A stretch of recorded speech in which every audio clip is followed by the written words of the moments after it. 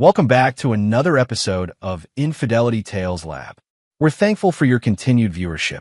Before we begin, tell us, where in the world are you watching from? We love knowing our global reach. Now, let's dive into today's story. Chapter 1. Fractures. Vincent Reynolds stood at the edge of his meticulously landscaped backyard, admiring the sunset while nursing a glass of bourbon. The sprawling property, a testament to his 20 years of work as a military intelligence officer turned private security consultant, stretched before him like a kingdom. At 52, Vincent had built a life most would envy. A beautiful home in Northern Virginia, 2 children in college, and respect in both government and private sectors. The sound of laughter drifted through the evening air. Vincent turned to see his wife, Dominique, sitting on the patio with her phone pressed to her ear, her face illuminated by something more than just the setting sun. Vincent had seen that expression before, not directed at him for years, but he recognized it nonetheless. The intimate smile, the hushed tones, the way her fingers twirled her dark hair. "I should go. He's standing right there," Dominique whispered, ending the call abruptly when she noticed Vincent watching. "Just Marissa from book club," she explained, sliding the phone into her pocket. Vincent nodded, his face betraying nothing. Marissa from book club. The same excuse for the past 3 months. The same lie that had worn thin weeks ago when Vincent had first noticed the signs. Late nights, new clothes, renewed interest in fitness, and the distinctive scent of unfamiliar cologne that sometimes lingered on her clothes. Their 25-year marriage had weathered many storms, his long deployments, the stress of raising their children, Noah and Sophia, and the challenge of reinventing himself in civilian life. But this was different. Vincent knew the landscape of deception better than most. His career had been built on identifying falsehoods and extracting truths. Noah called, Vincent said, changing the subject. He's excited about bringing his new girlfriend to the family reunion next month. "Oh, that's wonderful," Dominique replied, her interest seemingly genuine. Their son, now 22 and in his final year of university, had always been closer to his mother. Did he mention if Sophia would make it? Vincent shook his head. "Still in Europe with her research team. Says she'll try, but it's not looking promising." Their daughter, 24 and brilliant, had inherited Vincent's analytical mind and Dominique's determination. Currently pursuing her doctorate in infectious disease research, Sophia had always been daddy's girl, observant, perceptive, and fiercely loyal. That night, as Dominique slept beside him, Vincent lay awake, mentally compiling the evidence he'd gathered over recent weeks.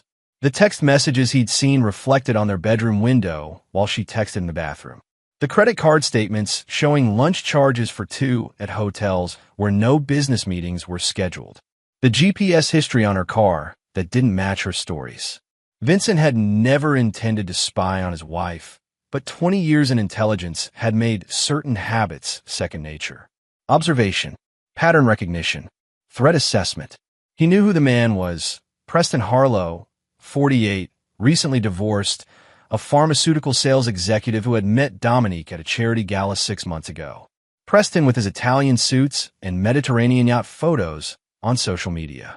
Preston who had never served his country or known true sacrifice. Preston who now enjoyed the fruits of Vincent's labor.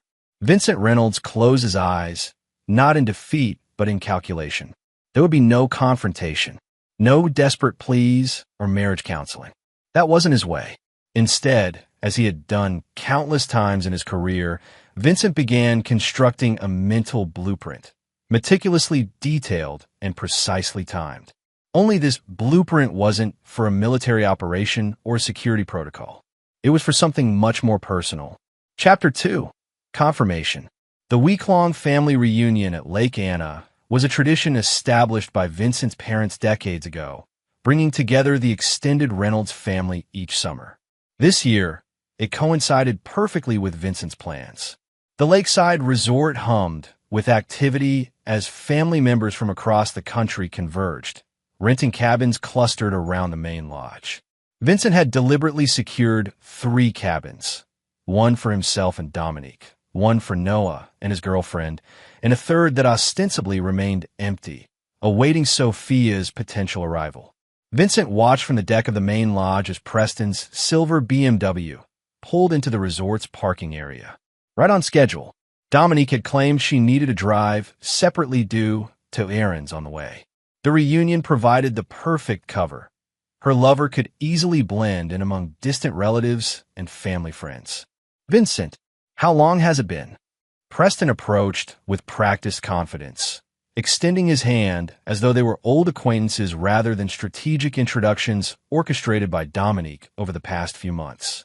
Preston, good to see you, Vincent replied with calculated warmth, shaking the man's hand firmly. Dominique mentioned you might stop by. Wouldn't miss it, Preston smiled, his perfect veneers gleaming in the sunlight. Your family reunions are legendary, according to her. Vincent nodded. 27 years running. My father started the tradition before he passed. Preston's eyes darted around, clearly searching for Dominique. Beautiful place.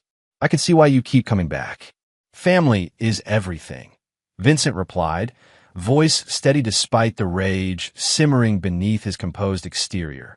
The day progressed with forced pleasantries, Vincent maintaining his role as gracious host while observing every interaction between his wife and her lover. Their attempts at discretion were almost insulting in their transparency. Brief touches when passing drinks, knowing glances across the picnic area, and synchronized bathroom breaks that lasted suspiciously long. By evening, most family members had gathered around a massive bonfire on the beach. Vincent stood apart, nursing a whiskey when Noah approached, his girlfriend Tessa lingering behind. Dad, can we talk? Noah asked, his expression serious beyond his years. Of course, son. Noah guided them away from the crowd. I know about Mom and Preston. Vincent said nothing, watching his son's face carefully. She told me a few weeks ago, Noah continued. She said you two haven't really been married in any real way for years. Just going through the motions. Vincent took a measured sip of his whiskey. And you believe that? I've seen how you are, Dad. Always distant, always working. Mom says you checked out of the marriage years ago. Noah's voice hardened. Preston actually listens to her. He makes her happy. Vincent absorbed the blow without flinching. I see. I wanted you to know that I know, and that it's okay if you guys split up. People grow apart. Noah shifted uncomfortably. Preston's actually pretty cool. He's already offered to help me get an internship at his company. Vincent nodded slowly. That's generous of him. Yeah, well, Noah shrugged, looking away. He's a better father anyway. The word struck like precision artillery, but Vincent merely checked his watch. I appreciate your honesty, Noah. Excuse me for a moment. Vincent walked toward the dock where Dominique stood with Preston, their silhouettes outlined against the moonlit lake. As he approached, he overheard their laughter. 15 years wasted on that loser, Dominique chuckled, leaning into Preston's embrace. He doesn't even suspect a thing. Vincent cleared his throat, and they jumped apart like guilty teenagers. Vincent, I didn't see you there, Dominique stammered, her face flushing. Clearly, Vincent replied coolly. He checked his watch again. I'm heading back to our cabin. Don't wait up. As he turned to leave, Preston called after him. Hey, Vincent, no hard feelings, right? These things happen. Vincent paused, then simply nodded and walked away, ignoring the muffled laughter that resumed behind him. Instead of returning to the cabin, he walked to his SUV and drove away from the resort, his phone already connecting to a secure call. Is everything in place? He asked when the call connected. Yes, sir, replied the voice on the other end. All systems are ready. Activation on your command. Good. Execute at 0600 hours. No deviations. Vincent ended the call and continued driving, his face illuminated by the dashboard lights. Not in anguish, but in cold, calculated anticipation. Chapter 3. Genesis. The morning sun had barely crested the horizon when Vincent returned to the resort. He parked his SUV and walked deliberately toward the main lodge, where early risers were already gathering for coffee. He had just poured himself a cup when his phone vibrated with a news alert. At precisely the same moment, other phones throughout the lodge began chiming and buzzing as the same alert reached them. Vincent watched impassively as people's expressions morphed from sleepy indifference to shock. "Oh my God," gasped an elderly aunt, staring at her screen. "Preston Harlow is a terrorist?" "What?" someone else exclaimed, gathering around her phone. Vincent sipped his coffee and observed as the news spread like wildfire through the gathering. Headlines screamed across every screen. "Breaking! Pharmaceutical executive Preston Harlow linked to bioweapon development. Top secret documents reveal Harlow Pharmaceuticals tested illegal compounds on unwitting patients. FBI raids Harlow residence and corporate headquarters." Accompanying the headlines were photos of Preston being led away in handcuffs from a location that, to the untrained eye, appeared recent. In reality, Vincent knew these were carefully doctored images created by former colleagues still indebted to him. Dominique burst into the lodge, her face ashen. "Have you seen the news? This can't be real." Vincent regarded her calmly. "Shocking, isn't it? But it's impossible. I know Preston. He wouldn't." She stopped abruptly, realizing her mistake. "Know him well, do you?" Vincent asked, his voice eerily gentle. Before she could respond, federal agents flooded into the lodge, their FBI jackets unmistakable. Leading them was Special Agent Derek Walsh, a man who owed his career and his life to Vincent after a classified operation in Kandahar 12 years earlier. "Preston Harlow?" Walsh called out, scanning the room. All eyes turned to the entrance where Preston stood frozen, having just arrived from his cabin. His face drained of color as he registered the agents and the situation unfolding. "Preston Harlow, you're under arrest for conspiracy against the United States, illegal weapons development, and treason," Walsh announced, advancing toward him. "This is insane. I've done nothing wrong." Preston protested as agents surrounded him. "Vincent, tell them this is a mistake." Vincent merely sipped his coffee, watching as Preston's gaze shifted from pleading to dawning comprehension. "You," Preston whispered. "You did this." Vincent remained silent as the agents handcuffed Preston and began reading him his rights. "How could you?" Dominique hissed at Vincent, her eyes wild with panic. "What have you done?" "Me?" Vincent replied softly. "I've simply been a dedicated civil servant all my life. I report threats when I see them." He nodded toward Agent Walsh, who was now approaching Dominique. "Mrs. Reynolds? We have some questions about your relationship with Mr. Harlow," Walsh stated professionally. "We've discovered numerous communications between you suggesting you may have been aware of his activities." "That's ridiculous. I knew nothing about any of this." Dominique protested. "The evidence suggests otherwise," Walsh replied. "We'll need you to come with us for questioning." As agents escorted both Dominique and Preston out, Noah pushed through the crowd, his expression a mixture of confusion and betrayal. "Dad, what the hell is happening?" he demanded. Vincent placed his coffee cup down carefully. "It appears your mother and her boyfriend have been involved in something very dangerous, Noah. I'm as shocked as you are. This is bullshit. You did something, didn't you?" Noah accused, his voice cracking. Vincent met his son's gaze steadily. "I've spent my life protecting this country from threats. Son, that's all I've ever done." As Noah stormed off, Vincent's phone vibrated with a text from Sophia. Phase 1 complete. Arriving tonight for Phase 2. "Well done, Dad." Vincent allowed himself the briefest smile before composing his features into an appropriate mask of concern and confusion. Around him, the family chaos provided perfect cover as he slipped away to prepare for what would come next. This was merely the beginning. Chapter 4: Revelations. 3 days after the arrests, Vincent sat across from Noah in a quiet corner of a Washington, D.C. cafe. The young man looked haggard, his eyes shadowed from sleepless nights spent watching his mother and Preston being vilified across every news outlet in the country. "The evidence is fabricated," Noah stated flatly, pushing away his untouched coffee. "I've spoken to Mom's lawyer. They can't find any actual links between Preston's company and these supposed bioweapons." Vincent nodded thoughtfully. "That's good news, then. If they're innocent, the truth will come out."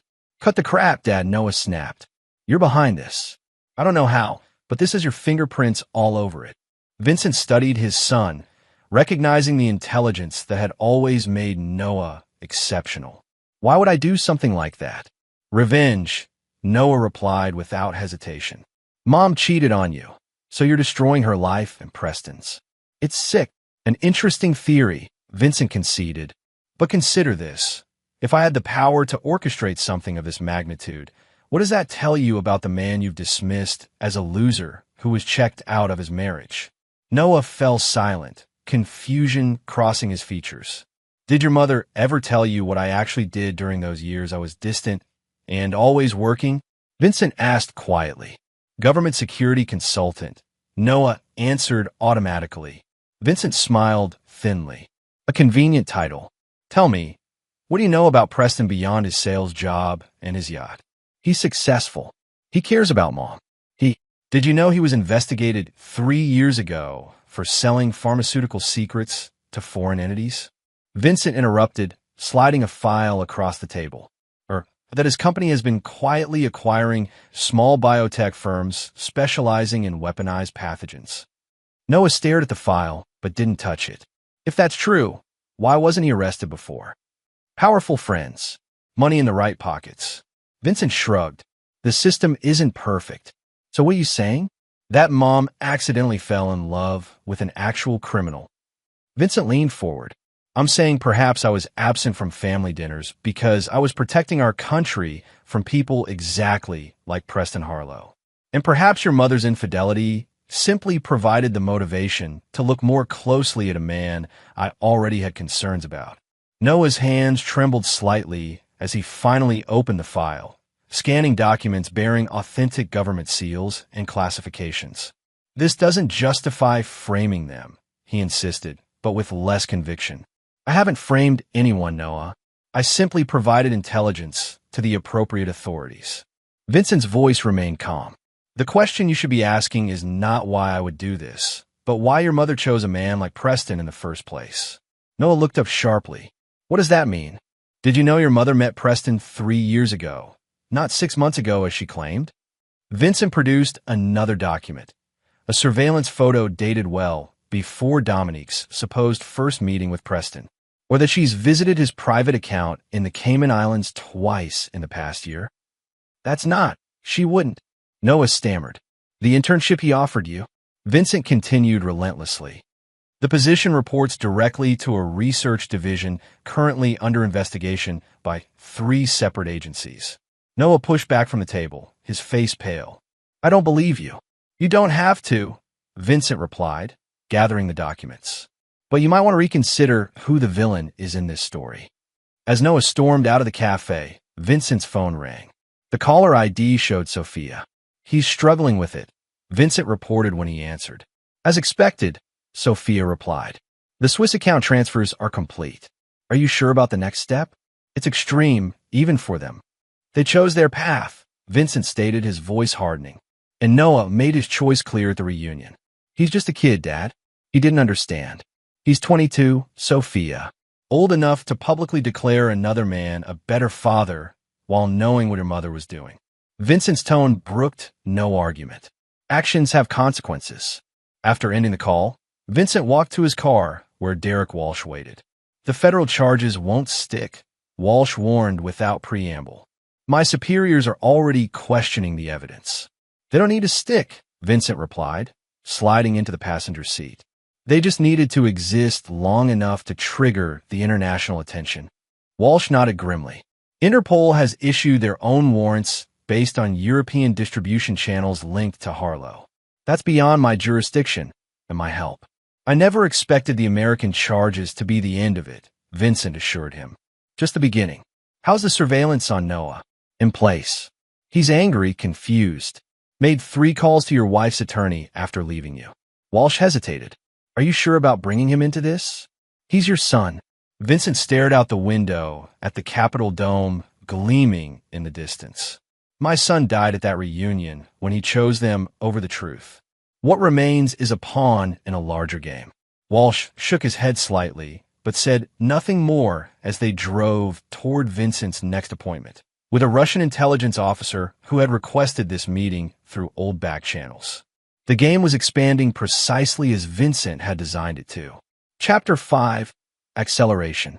The exclusive private club in Georgetown provided perfect cover for Vincent's meeting with Alexei Petrov, a mid-level SVR officer operating under diplomatic cover at the Russian embassy. They sat in a wood-paneled alcove, classical music masking their conversation from potential eavesdroppers. "Your wife and her lover have created quite the international incident," Alexei remarked, sipping his vodka.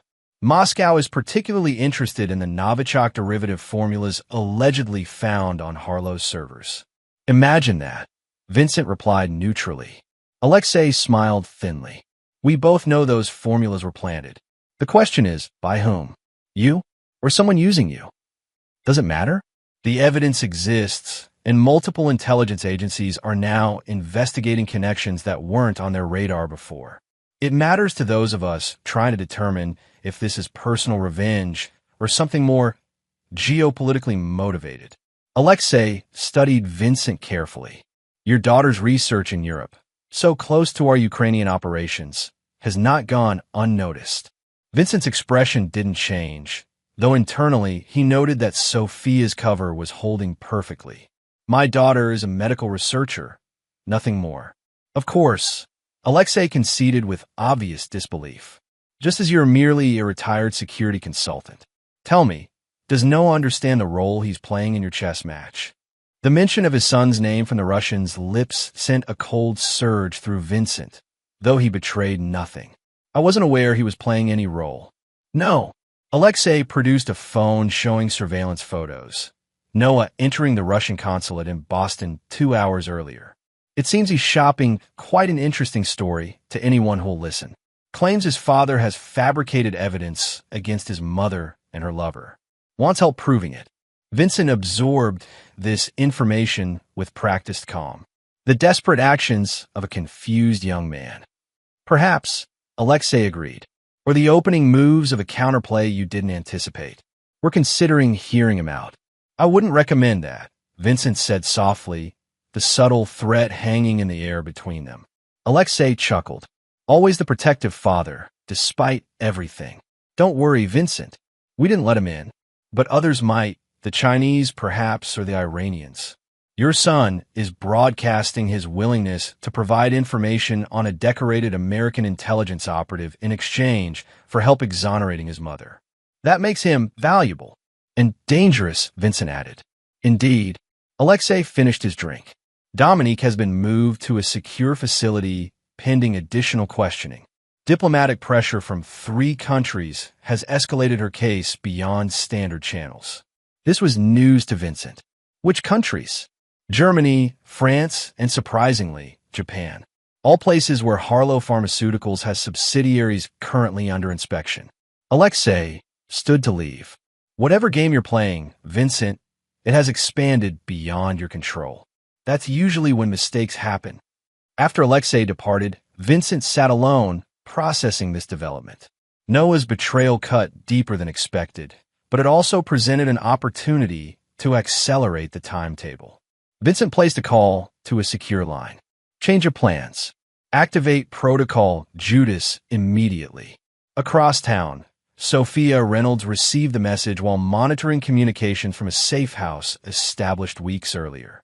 Unlike her brother, Sophia had never been fooled by her mother's facade. Growing up watching Dominique manipulate her father had forged Sophia's unwavering loyalty and her willingness to participate in Vincent's intricate revenge plan.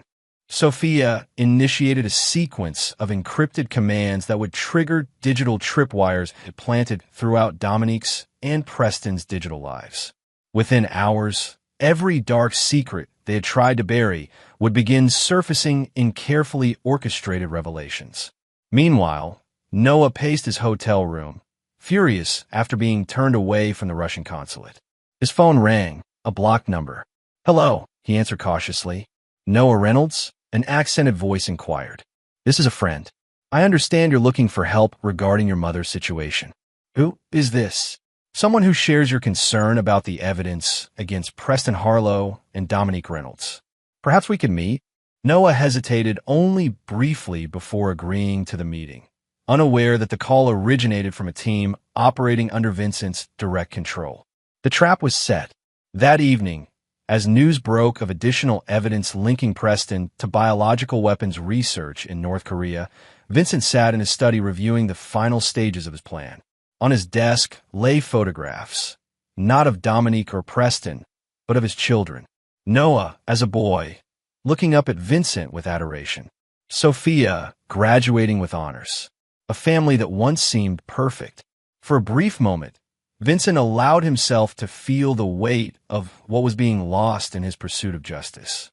Then he thought of the family reunion, of the public humiliation, of 15 years being dismissed as wasted on a loser, and his resolve hardened once more. By tomorrow, there would be no turning back for any of them. Chapter 6: Escalation. The abandoned warehouse on the outskirts of Baltimore had once housed medical supplies, an ironic setting for Noah's meeting with a mysterious contact who had promised evidence exonerating his mother. He arrived early, scanning the cavernous space with growing unease. "Hello." His voice echoed through the emptiness. "Is anyone here?" Footsteps sounded behind him. Noah turned to see a man emerge from the shadows, mid-30s, military bearing, carrying a leather briefcase. "Mr. Reynolds," the man greeted him. "Thank you for coming. You said you have information about my mother's case," Noah prompted, keeping his distance. "Indeed." The man placed the briefcase on a dusty countertop. "But first, I need to understand why you believe your father fabricated evidence." Noah hesitated. "Because I know my father. He's calculating, cold. He found out my mom was having an affair, and instead of confronting it like a normal person, he did this." "Interesting." The man nodded thoughtfully.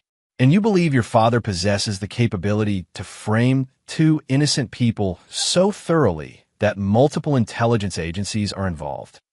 "He worked in government intelligence for decades," Noah replied. "He has connections." "Impressive for a man you described to others as a loser," the man observed, his tone hardening slightly. Noah froze, the implication sinking in. "Wait, who are you really?" The warehouse lights suddenly blazed to full brightness, revealing a dozen operatives in tactical gear positioned throughout the space. Among them stood Sophia, her expression grim as she approached her brother. "Hello, Noah," she said quietly. "Sophia? What the hell is going on?" Noah demanded, panic rising in his voice. "Education," she replied simply.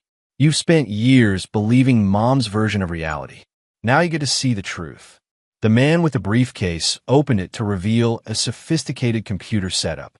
With a few keystrokes, the warehouse walls illuminated with projected images, surveillance photos, documents, and video footage. "Preston Harlow," the man began, gesturing to the displays. "Former Naval Intelligence officer dishonorably discharged in 2007 for selling classified information. Reinvented himself in the pharmaceutical industry using contacts from his military days." "That's not." Noah started to protest. "Your mother met Preston in 2020 during a classified operation your father was leading in Vienna," Sophia continued, advancing the displays to show dated photographs of Dominique and Preston at a gala. "She was there as Dad's cover. Preston was there representing interests that directly opposed American security." Noah shook his head in disbelief. "Mom isn't a spy. She's an interior designer." "Mom is whatever she needs to be," Sophia corrected him. "Interior designer. Loving wife. Spy. Did you never wonder how her small design firm could afford her lifestyle? How she always seemed to travel to the same cities where Dad had operations?" The displays changed to financial records, showing millions flowing through accounts in Dominique's name. "Your mother has been selling information from Dad's operations for years," Sophia stated flatly. "At first to fund her lifestyle, later because she developed ideological sympathies with Preston's employers." "This is insane," Noah whispered, backing away. "Dad put you up to this. This is all part of his revenge." "Is this revenge too?" The man activated a final display showing Noah himself, meeting with Preston at his company headquarters months before the family reunion. "You were being recruited, Noah, not for an internship, but as an asset, leveraging your resentment toward your father to gain access to his knowledge." Noah stared at the footage in horror, recognizing the meeting but seeing it through an entirely different lens. "I didn't know." I thought it was just about an internship. You didn't want to know? Sophia corrected him. You were so eager to believe Dad was the villain that you never questioned why Preston Harlow, a pharmaceutical executive you barely knew, would take such interest in a college student with no experience in his field. Noah sank onto a nearby crate, his world collapsing around him. Where's Dad now? Completing what he started, Sophia answered. The question is, which side are you on, Noah? Because after tonight, there's no middle ground left. Across the city, Vincent sat opposite Dominique in a sterile interview room within a federal detention facility. She looked haggard, her designer clothes exchanged for a standard-issue jumpsuit, her makeup-free face showing everyone her 50 years. I always knew you were vindictive, Vincent, but this? Dominique gestured at their surroundings. Treason charges? International warrants? All because I fell in love with someone else. Is that what you think this is about? Vincent asked mildly. What else? You couldn't stand being left, so you fabricated this fantasy that Preston and I are criminals. She leaned forward, dropping her voice. The lawyers say none of it will stick. You've overplayed your hand. Vincent smiled slightly. Did Preston ever tell you about his time in Belgrade? Or his special arrangement with the North Korean pharmaceutical program? Dominique's expression flickered briefly. More lies. Perhaps, Vincent conceded, but effective ones, judging by how quickly international agencies became involved. Tell me, do you remember a vacation we took to Lake Geneva in 2016? You insisted on that specific hotel, the one with the private boat launch. The color drained from Dominique's face. That was years ago. Indeed, during an operation tracking biological agents moving through Switzerland. Curious timing for you to suddenly desire a Swiss vacation, especially at a hotel where 3 known arms dealers were staying. Vincent tilted his head. I've overlooked so many coincidences over the years, Dominique. So many strange alignments between your social calendar and sensitive operations. You're delusional, she whispered, but without conviction. The affairs I could have forgiven, Vincent continued, as if she hadn't spoken. The disrespect, even the poisoning of Noah against me. But selling out your country? Endangering operations that cost good people their lives. His voice remained steady even as his eyes hardened. That's unforgivable. I want my lawyer, Dominique demanded, standing abruptly. By all means, Vincent agreed, also rising. Though you might want to wait until tomorrow. Tonight, Interpol is executing search warrants on 17 properties connected to you and Preston across 9 countries. Whatever they find will significantly impact your legal strategy. As Vincent turned to leave, Dominique called after him. You won't win this, Vincent. You've never understood how many friends I have, how many people would choose me over you. Noah already has. Vincent paused at the door. About Noah, you might be surprised by his current perspective. Family reunions can be so enlightening. The look of uncertainty that crossed Dominique's face was all the confirmation Vincent needed. The seeds of doubt had been planted. As he exited the facility, his phone vibrated with a message from Sophia. Noah's in. Operation Severance is go. Vincent allowed himself a genuine smile for the first time in months as he texted back a single word, execute. Chapter 7, Demolition. 3 weeks after Dominique's arrest, international news outlets exploded with a new revelation. Comprehensive evidence had emerged showing Preston Harlow's pharmaceutical empire was built on stolen research, much of it from classified military medical programs. More damning still were documented connections to bioweapon programs in multiple countries, all trails leading back to companies where Dominique Reynolds served as a silent partner or consultant. Vincent watched the coverage from a secure facility in Northern Virginia, surrounded by monitors displaying real-time reactions across global intelligence communities. Beside him sat Noah, still shell-shocked from his rapid education and his family's true history, but determined to make amends for his blind loyalty to his mother. They're saying Mom could face the death penalty, Noah said quietly, staring at a news ticker scrolling across one screen. That's unlikely, Vincent replied. She'll be offered a deal in exchange for information on Preston's network. Will she take it? Vincent considered the question. No, her ego won't allow her to implicate herself, even to save her own life. She still believes her connections will protect her. Noah shook his head in disbelief. How did I never see any of this growing up? Your mother is exceptional at compartmentalization, Vincent explained. And I deliberately kept both you and Sophia insulated from my work. Not Sophia, Noah corrected him. She's been working with you for years, hasn't she? Vincent nodded, pride evident in his expression. Since college. Her medical research position is genuine, but also provides excellent cover for intelligence gathering. The door opened and Sophia entered, carrying several tablets. It's done, she announced. Preston's lawyer just received the evidence package. He's already called 3 times requesting a meeting. And the offshore accounts? Vincent asked. Frozen. All 15 of them, Sophia confirmed. The London and Zurich properties have been seized. Mom's design firm is being raided as we speak. Vincent turned to Noah. Are you still certain you want to proceed with your part? Noah squared his shoulders. Yes, I need to make this right. Hours later, Noah sat across from his mother in the same interview room Vincent had used. Dominique brightened at the sight of her son, reaching for his hands across the table. Noah, thank God. Have you spoken to the lawyers? This nightmare. I know everything, Mom. Noah interrupted, pulling his hands back. About you and Preston. About what you've been doing all these years. Dominique's expression hardened. Your father got to you. No, Mom. The truth got to me. Noah placed a document on the table. A sworn affidavit. I'm testifying against you and Preston. About the meetings, the recruitment attempts, everything. You can't be serious, Dominique hissed. After everything I've done for you, I protected you from knowing what your father really is. A cold, calculating killer who values his missions more than his family. That's exactly what you wanted me to believe, Noah acknowledged. But now I understand why he was distant.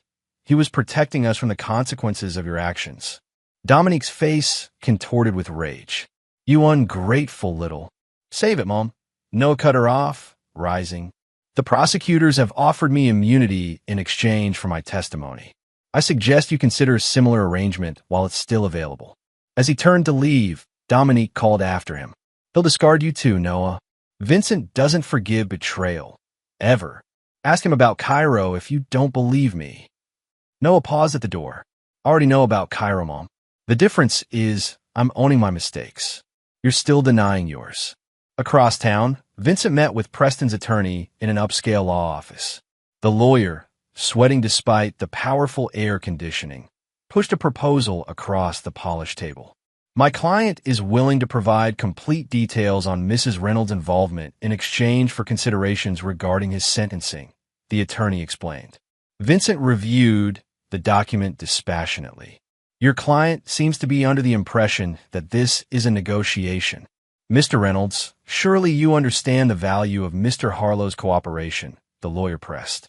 He can provide names, dates, account numbers, everything your wife did while using his business as cover. Interesting that 48 hours ago, Mr. Harlow was proclaiming both his and my wife's complete innocence, Vincent observed. Quite the reversal. The lawyer shifted uncomfortably. New evidence has created new perspectives. Indeed, Vincent slid the proposal back untouched. Please inform Mr. Harlow that his offer is declined. The evidence against both him and my wife is more than sufficient without his cooperation. But the lawyer sputtered. Also, Vincent continued as if the man hadn't spoken. Inform him that additional information regarding his activities in Damascus in 2018 will be provided to prosecutors tomorrow morning. He might want to adjust his legal strategy accordingly. The color drained from the lawyer's face. Damascus? There's nothing in the current charges about Damascus. Not yet, Vincent agreed, standing to leave. Give Mr. Harlow my regards. That evening, Vincent convened with his team, trusted former colleagues, intelligence operatives who owed him their lives or careers, and his children.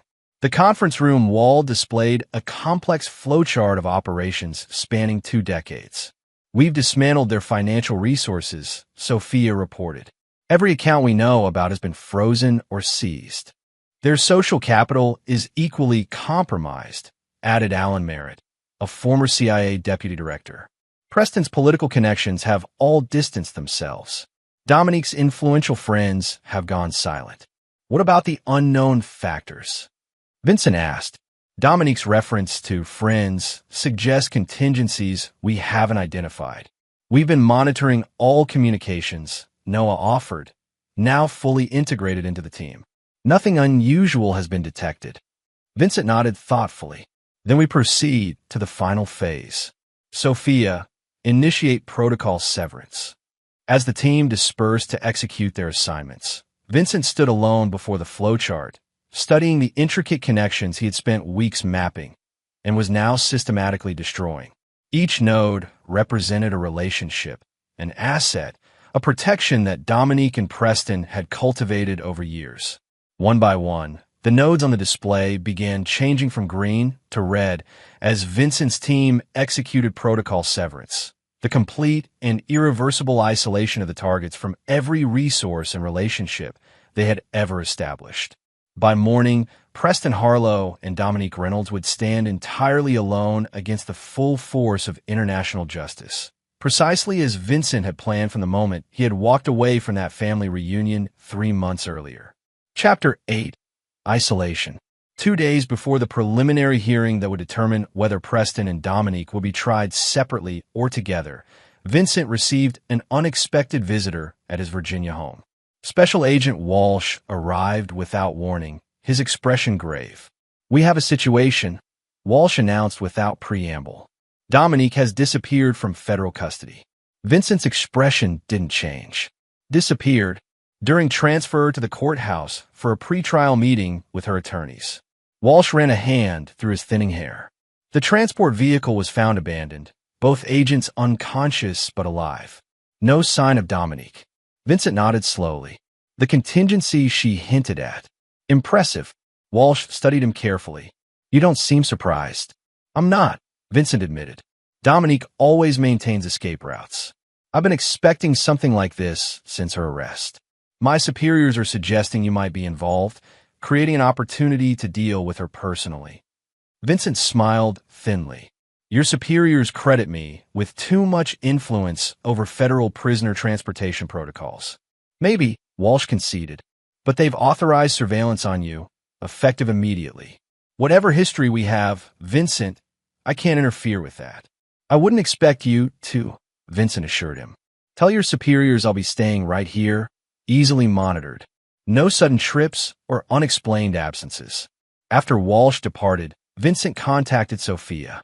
"Your mother has fled custody." "Right on schedule," Sophia replied, unsurprised. Facial recognition caught her boarding a private jet at a small airfield in Delaware 90 minutes ago. Destination filed as Toronto, but the flight plan diverted over Pennsylvania. "She's heading for the lake house," Vincent concluded. "Predictable. She believes the emergency documents and cash are still hidden in the boathouse safe." "They are," Sophia confirmed, along with tracking devices in every bill and document. "Noah has a team standing by 20 miles from the property. Tell him to maintain position," Vincent instructed. "She won't be alone, and I want to identify everyone involved in her escape network." For the next 18 hours, Vincent performed the role of concerned, bewildered husband perfectly. He cooperated fully with FBI surveillance, made appropriate calls to attorneys expressing shock at Dominique's escape, and appeared genuinely distressed in a brief press interaction outside his home. Meanwhile, Sophia and Noah monitored Dominique's movements from their operations center.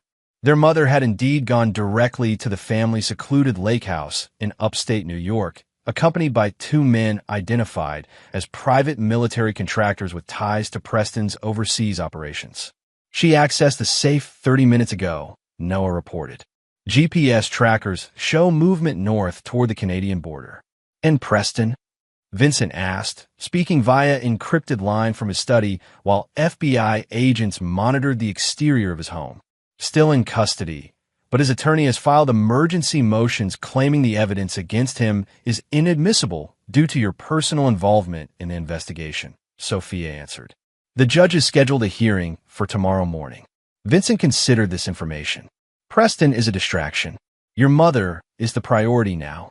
She'll attempt to cross at a minor checkpoint using credentials from a safe.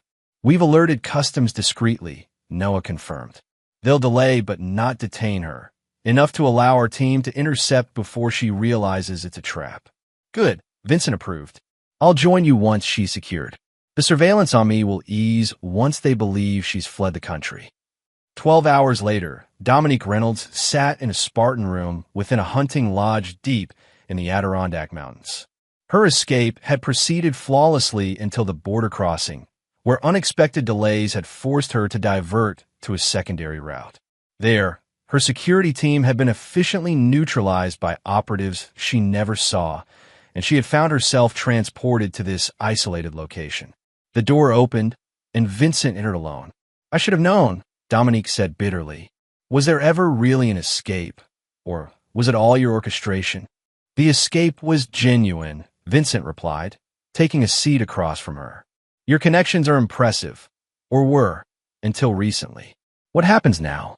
You turn me over to the authorities to face a show trial based on evidence you fabricated? Vincent shook his head. Nothing I presented was fabricated, Dominique. Manipulated and strategically revealed. Yes, but every document, every photograph, every financial record is authentic. Dominique's composure faltered slightly. You can't prove intent. I don't need to. The evidence speaks for itself. Vincent leaned forward. But we're not here to discuss your legal predicament. We're here to discuss Noah. Noah. Uncertainty crossed Dominique's features. What about him? He's made his choice to testify against you, which places him at considerable risk from your remaining allies. Vincent's voice hardened. I want the names of everyone in your network who might consider him a liability. Dominique laughed incredulously. You expect me to help you protect the son who betrayed me? I expect you to do one decent thing as his mother, Vincent replied evenly. But I'm prepared for your refusal. He placed a tablet on the table, displaying a video feed of Preston Harlow in his cell, sleeping fitfully. What is this? Dominique asked, confused. Preston's cell is currently pumping in a colorless, odorless compound derived from one of his own company's experimental formulas, Vincent explained clinically. At his current exposure level, he'll experience progressive neurological deterioration over approximately 6 weeks. Symptoms begin with tremors, advance to memory loss, and culminate in complete cognitive collapse. Horror dawned on Dominique's face. You're poisoning him. I'm demonstrating consequences, Vincent corrected her. The compound can be neutralized completely if administered within the next 4 hours. After that, the damage becomes irreversible. You're bluffing, Dominique challenged. You don't have access to his cell ventilation system. Vincent simply raised an eyebrow. The same way I didn't have the capability to frame 2 innocent people for international crimes. Dominique stared at the screen, watching Preston twitch in his sleep, the first subtle sign of the compound taking effect. The name's Dominique, Vincent prompted. Every contact who might target Noah. In exchange, Preston receives the antidote.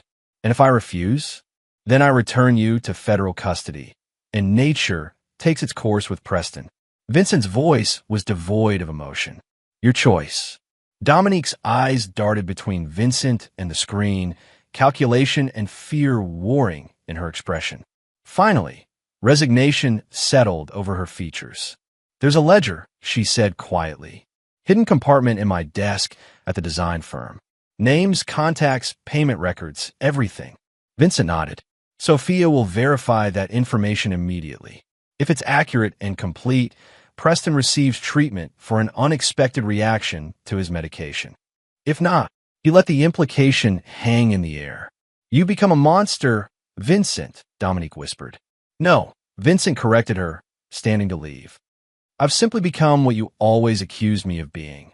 The man who puts objectives above sentimentality. The irony is, I learned it from you.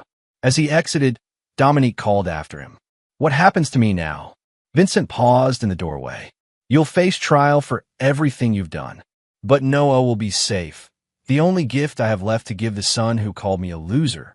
The door closed with finality, leaving Dominique alone with the consequences of 15 years of deception.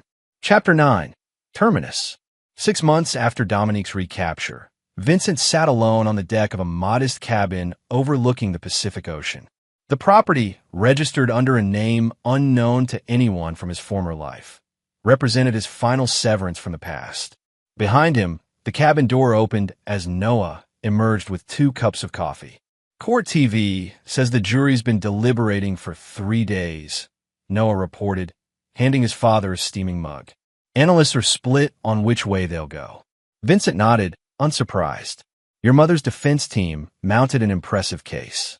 The manipulated by love narrative plays well with certain jurors.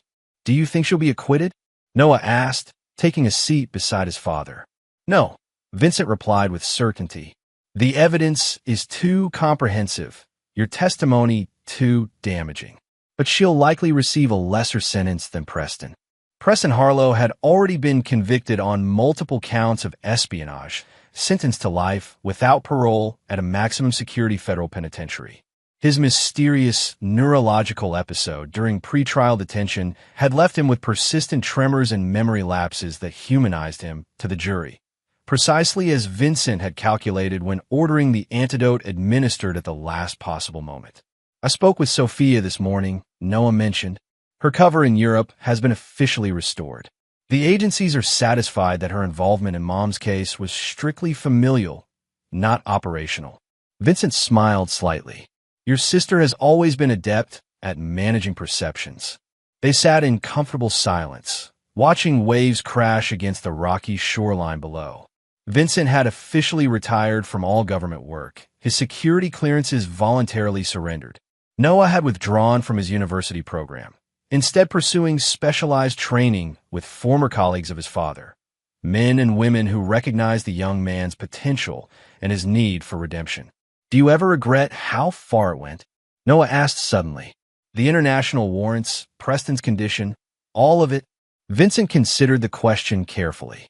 Regret suggests I would choose differently given another opportunity. I wouldn't, not even for my sake. I was collateral damage in your war against Mom. You were a casualty of your mother's decisions long before mine. Vincent corrected him gently. She poisoned you against me for years, Noah. The reunion simply forced me to acknowledge how successful she'd been. Noah winced at the memory of his cruel words. I'm sorry for what I said that night. About Preston being a better father. You believed it at the time, Vincent observed without rancor. Your mother is exceptionally persuasive. Still, Noah insisted, I should have seen through her manipulation. Perhaps, Vincent allowed, but you've more than compensated through your testimony and subsequent choices. His phone vibrated with a news alert. Vincent checked the screen, his expression unchanged as he read the notification. The verdict? Noah asked. Vincent nodded. Guilty on all counts except one. Sentencing in 3 weeks, but the minimum mandatory is 20 years. Noah exhaled slowly. It's really over then. This chapter is, Vincent agreed. Life continues. Later that evening, as Noah slept inside the cabin, Vincent received a secure call from Sophia. Congratulations, Dad, she said when he answered. Justice served. At considerable cost, Vincent noted. But worth it, Sophia asked, knowing her father well enough to understand his calculus. Vincent gazed out at the moonlight reflecting off the Pacific. They took 15 years from me, Sophia. 15 years of lies, manipulation, and betrayal. They mocked me publicly, turned my son against me, and compromised operations that cost lives. And now they have decades to contemplate the consequences of underestimating a man they dismissed as a loser, Vincent replied, his voice carrying the finality of a closed account. So yes, worth every sacrifice. Noah's healing well, Sophia observed, changing subjects. His training reports are excellent. He has potential, Vincent agreed. Different from yours, but valuable in its own way. Will you tell him about the new assignment? The consultancy? Vincent smiled slightly. When he's ready. Some talents shouldn't be wasted in retirement. After ending the call, Vincent remained on the deck until dawn, watching the inexorable rhythm of waves against stone. Nature's patient demonstration that even the hardest surfaces yield eventually to persistent force. Inside the cabin, Secure files weighted with details of emerging threats and requested assistance from agencies that valued Vincent's particular skills. His official retirement had never been intended as an ending, merely a transformation. The man who had been publicly humiliated at a family reunion, who had nodded and checked his watch and walked away rather than causing a scene, had not been demonstrating weakness. He had been exercising the patience of a master strategist who understood that true victory required not emotional outbursts, but calculated, relentless execution. As the first light of morning touched the horizon, Vincent Reynolds opened the file and began planning his next moves. The world had not become safer during his brief retirement. There were still threats to address, still justice to dispense. And Vincent, freed from the burden of pretending to be less than he was, had never been more dangerous. And there you have it. Another story comes to an end. What did you think? I'd love to hear your thoughts in the comments below. If you enjoy this story, consider joining our community by subscribing. It means the world to us. For more stories like this one, check out the recommended videos on screen. And I'll see you there. Welcome back to another story on Infidelity Tales Lab. Before we begin, tell us, where in the world are you watching from? Now, let's dive into today's story. Chapter 1, New Beginnings. Neil Sexton stood in the doorway of his modest two-bedroom apartment, watching his 8-year-old daughter Emma bounce excitedly on the worn sofa. Sunlight filtered through half-drawn blinds, casting stripes across the hardwood floor he'd refinished himself last summer. It wasn't the sprawling suburban house he'd once shared with his ex-wife, but it was his clean, honest, earned. "Dad, can I wear my new sneakers to school tomorrow?" Emma asked, her dark curls bouncing as she turned to face him. "The light-up ones?" Neil smiled, crossing his arms. "What happened to saving them for special occasions?" "Every day with you is special," she said matter-of-factly, and Neil felt his chest tighten. 3 years since the divorce, and Emma still had a way of reminding him why he'd fought so hard for joint custody. Neil had built a new life from the wreckage of his marriage. At 42, he ran a small but successful security consulting firm with his business partner, Luis Marquez. They specialized in corporate investigations, nothing glamorous, mostly insurance fraud and background checks, but paid the bills and kept his mind sharp. More importantly, it kept him close to Emma. His phone buzzed. "Luis. Sexton, we got a problem with the Morrison case. Can you come by the office?" Neil glanced at Emma, who was now absorbed in a coloring book. "Give me 2 hours. Emma's mom is picking her up soon." He'd barely ended the call when the doorbell rang. Through the peephole, he saw Margaret Kaufman Christian, his ex-wife, standing beside her husband of 2 years, Darren Christian. Margaret looked polished as always. Blonde hair in a perfect bob, designer sunglasses perched on her head, a glossy shopping bag dangling from her manicured fingers. Darren stood slightly behind her, tall and rigid, his salt and pepper hair immaculately styled.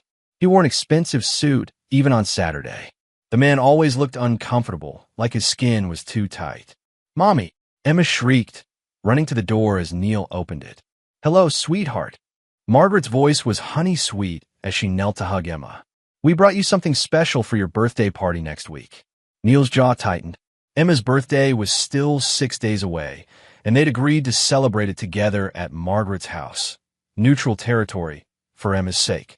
But Margaret loved making a show of her generosity, especially in front of him. "You didn't have to do that," Neil said evenly. "Oh, but I wanted to." Margaret stood, her smile not quite reaching her eyes. "Darren and I saw it, and immediately thought of our little princess. Didn't we, honey?" Darren nodded, but said nothing. He rarely did. The man was a successful investment banker, controlled and calculated. Neil had run a background check on him before the wedding, old habits from his previous career as a detective. Clean record, impressive portfolio, no red flags. Just another rich, boring suit who'd swept in and given Margaret the lifestyle Neil never could. "Can I see it? Can I see it?" Emma jumped excitedly. Margaret produced a white garment box from a shopping bag, tied with an elaborate silver ribbon. Emma tore into it with childish enthusiasm, revealing a dress that made Neil's breath catch. It was stunning, The kind of dress you'd see in a magazine. Midnight blue velvet with intricate silver embroidery along the bodice. Flowing skirt that would twirl perfectly when Emma spun. Delicate beadwork caught the light like stars. It must have cost a fortune. It's beautiful, Emma gasped, holding it up against herself. Isn't your stepmom generous? Margaret asked, her voice lilting. Emma nodded happily, too young to catch the edge in her mother's tone. But Neil heard it, the subtle jab, the reminder that Margaret had moved on, moved up. It's very nice, Neil said carefully. Too nice for an 8-year-old's birthday party, don't you think? Nonsense. Only the best for Emma. Margaret checked her watch. Actually, why don't you try it on now, sweetie? We want to make sure it fits perfectly. We can take it back if it needs alterations. Emma needed no further encouragement. She darted into her bedroom with the dress, leaving Neil alone with his ex-wife and her husband in the narrow hallway. You really didn't have to spend so much, Neil said. I know. Margaret's smile was triumphant. But unlike some people, I can't afford to spoil my daughter. Neil bit back a response. This was her game, subtle digs wrapped in maternal devotion. He learned not to engage. Emma emerged from her bedroom, twirling in the dress. It fit perfectly, like it had been custom-made for her. The skirt swished around her legs, and the silver embroidery shimmered. What do you think? Emma asked, beaming. Neil opened his mouth to answer, but the words died in his throat. He was looking at Darren Christian, whose face had gone completely white. The man's hands were trembling. His eyes were fixed on the dress with an expression Neil had seen before, on witnesses who'd just identified a murder weapon. What do you think, Darren? Margaret asked, oblivious or deliberately ignorant. Darren's mouth worked silently. Then, very quietly, he said, It's perfect. But his eyes told a different story. Chapter 2. Warnings. The moment stretched uncomfortably. Neil's instincts, honed by years of investigative work, were screaming that something was wrong. Darren Christian wasn't just uncomfortable. He was terrified. Sweat beaded on the man's forehead despite the apartment's cool temperature. Are you okay? Neil asked directly. Darren's head snapped toward him. For a moment, their eyes locked, and Neil saw something desperate in the other man's gaze. A warning? A plea? Fine, Darren said hoarsely. I just remembered. We have dinner reservations. We should go. But we just got here. Margaret protested, and I wanted to discuss the party arrangements with Neil. We'll call him later. Darren's hand closed around Margaret's elbow, firm enough to make her wince. Now, Margaret's expression flickered with annoyance, but she masked it quickly. Emma, sweetheart, why don't you take the dress off carefully? We'll pick you up tomorrow for brunch. After they left, Darren practically dragging Margaret out the door, Neil stood in his apartment, thinking. He'd known Darren Christian for 2 years. The man was boring, yes, but stable. Composed. Whatever he'd seen in that dress had shattered that composure completely. Dad! Emma appeared in the doorway, back in her regular clothes. Is Mr. Darren okay? I think he just wasn't feeling well, honey. The dress is so pretty. I can't wait to wear it to my party. Neil looked at the dress, now draped carefully over Emma's bed. In the soft afternoon light, it looked innocent enough, just an expensive dress for a little girl. But his gut told him otherwise. After dropping Emma at his sister's place for the afternoon, Neil drove to his office in downtown Chicago. Luis Marquez was waiting, feet propped on his desk, working through a sandwich. You look like hell, Luis observed. At 50, with silver streaks in his black hair and a weathered face, Luis had seen enough in their years working together to read Neil like a book. Weird afternoon, Neil admitted, dropping into his chair. He told Luis about the dress, about Darren's reaction. Luis wiped his hands and leaned forward, interested now. That is weird. Guy sees his stepdaughter in a dress and goes pale. What do you think spooked him? No idea, but I want to find out. Neil. Luis's tone carried a warning. Whatever this is, it's not our business. The guy probably just realized how much his wife spent on a kid's dress. His hands were shaking, Luis. I've seen that look before, on people who've just seen something that terrifies them. Something from their past. Or maybe he's just a weird guy who doesn't like being around his stepdaughter. Some men are uncomfortable around kids. Neil shook his head. It wasn't Emma that scared him. It was the dress itself. He looked at it like what? Like he'd seen it before. Luis was quiet for a moment. You want to run another background check on him? Deeper this time? Already ahead of you. Neil pulled up his computer. Let's see what Darren Christian doesn't want anyone to know. They worked through the afternoon, pulling up every available record on Darren Christian. Born in Cincinnati, Ohio. Moved to Chicago 15 years ago. Worked his way up from junior analyst to senior investment banker at Morrison & Klein. Married once before, divorced, no children. Clean credit, no criminal record, no lawsuits, no complaints. The guy's a ghost, Luis muttered. Too clean. Everyone has something, Neil said, but he was beginning to doubt himself. Maybe he was seeing shadows where there were none. His phone rang. Unknown number. Sexton. Silence. Then, a whisper. Don't let your daughter wear that dress. Who is this? The party. Don't go. Keep Emma away from Margaret's house. The voice was male, strained, frightened. I can't say more. They're watching. But please. Darren? Is this you? The line went dead. Neil stared at his phone, ice flooding his veins. Luis looked up, concerned. What was that? I think, Neil said slowly. Darren Christian just warned me to keep my daughter away from her own birthday party. Chapter 3. The Investigation. Neil didn't sleep that night. He lay in bed, staring at the ceiling, replaying the phone call in his mind. They're watching. Who is watching? And why would Darren risk calling to warn him? By 6 a.m., he was back at his computer, diving deeper. If Darren Christian's present was clean, Neil would look at his past. He started pulling record from Cincinnati. Property records, old addresses, newspaper archives. Luis arrived at 8 with coffee and bagels, finding Neil surrounded by printed documents and photographs. Tell me you haven't been here all night. Look at this. Neil pointed to a scanned newspaper article from 12 years ago. Darren Christian lived in Oakmont, Cincinnati. Small town, quiet neighborhood.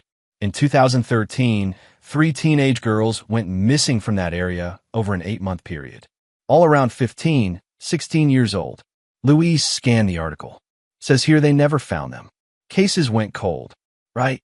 But look at the dates. The disappearances stopped exactly 2 months after Darren Christian moved away from Cincinnati. That's circumstantial at best. Could be coincidence. Could be. Neil pulled up another document. But here's what's interesting. One of the girls, Sophie Mendez, was last seen wearing a distinctive dress. Her mother described it in detail to police. He slid a printout across the desk. Midnight blue velvet with silver embroidery. Luis went still. Jesus. I need to see that dress again. Take photos, check the tag, see if I can trace where it came from. Neil, if what you're thinking is true, then my daughter's mother either knowingly or unknowingly gave Emma a dress that belonged to a missing girl. And Darren Christian recognized it. Neil stood, grabbing his jacket. I'm going to Margaret's house. The hell you are. Not alone. Luis grabbed his own jacket. If you're right about this, you don't know what you're walking into. They drove to the upscale suburb where Margaret lived with Darren. A modern McMansion with a perfect lawn and a 3-car garage. Margaret's white Mercedes sat in the driveway. Neil rang the doorbell. Margaret answered, surprise flickering across her face. Neil, what are you doing here? Emma's not here. I know. I need to talk to you about the dress. Her expression cooled.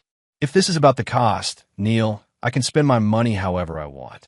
It's not about the cost. Where did you get it? A boutique. What? Which boutique? I don't remember. Look, I have a facial appointment. Margaret. Neil's voice was steel. Where did you get that dress? Something in his tone made her pause. An estate sale. Darren took me. Why are you being so weird about this? An estate sale? Where? I don't know. Some warehouse. Darren handles all that. He knows I love finding unique pieces. She crossed her arms. What's this about? Was Darren with you when you bought it? No. He waited in the car. Said the place gave him a headache. Neil, you're freaking me out. Before Neil could respond, Darren's black sedan pulled into the driveway. The man emerged, froze when he saw Neil, then approached slowly. Mr. Sexton, what brings you here? We need to talk, Neil said. About the dress. About Sophie Mendez. About Oakmont, Cincinnati. The color drained from Darren's face for the second time, in 2 days. Margaret looked between them, confused. What's going on? Who's Sophie Mendez? Darren's hand shot out and grabbed Neil's arm. His grip was painful, desperate. Please, he whispered. Not here. Not in front of her. In front of who? Margaret demanded. Darren, what is he talking about? Darren's eyes were wide with fear. He leaned in close to Neil and whispered 3 words that changed everything. She doesn't know. Neil understood then. Margaret wasn't the threat, but someone was. And Darren Christian, investment banker in boring suit, knew exactly who. Get in your car, Darren said urgently. Follow me. We'll talk somewhere safe. Darren, Margaret's voice rose. What the hell is going on? Stay here, Darren told her. Lock the doors. Don't go anywhere. I'll explain everything later. You'll explain now. But Darren was already moving toward his car. Neil exchanged a glance with Luis. Then they climbed into Neil's truck. Darren's sedan peeled out of the driveway, and they followed. They drove for 20 minutes, finally pulling into an empty parking lot near a shuttered warehouse. Darren got out, looked around nervously, then approached Neil's truck. Talk, Neil said, stepping out. Darren's composure cracked completely. I recognized that dress the moment I saw it. I've been searching for it for 12 years. Why? Because, Darren said, his voice breaking, my sister was wearing it when she disappeared. Chapter 4. Darren's Confession. Neil stared at Darren Christian, recalibrating everything. Your sister? Sophie. Darren's voice was hollow. Sophie Christian. She was 16. The newspaper said Sophie Mendez because that was our mother's maiden name. She'd gone back to using it after the divorce. Sophie lived with her. Luis stepped forward. You changed your name.